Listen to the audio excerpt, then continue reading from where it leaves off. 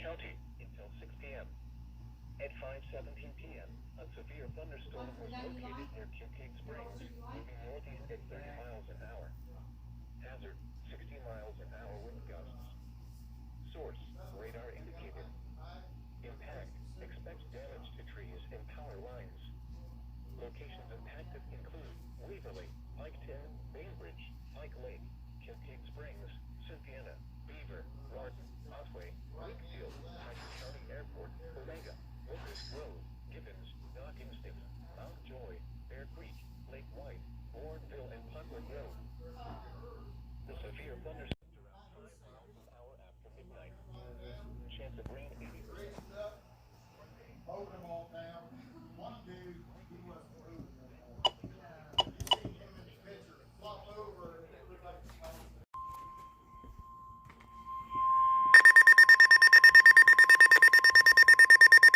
What's this for?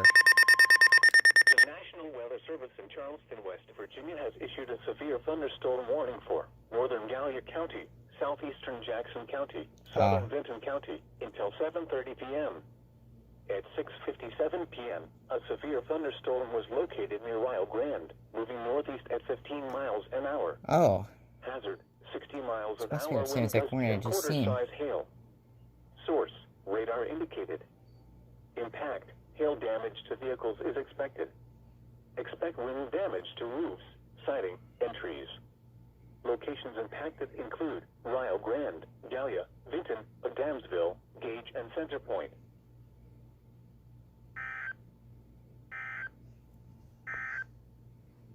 The preliminary climate summary for Columbus. So this right here is my RadioShack wireless thermometer I have used for about 2 years now. Specifically 63-1026. As you can see on both units. However, I think today has came its end as well. If you've noticed, the outside unit is not on, and it doesn't show the temperature on my main unit either. Well, something happened. So, I put this thermometer outside in the middle of the sun, thinking, oh, most thermometers are freaking waterproof. Water resistant. You can't say it's waterproof. I'm not saying it's water resistant. And went and died. Well, storms yesterday, as you can see, that is inside the screen.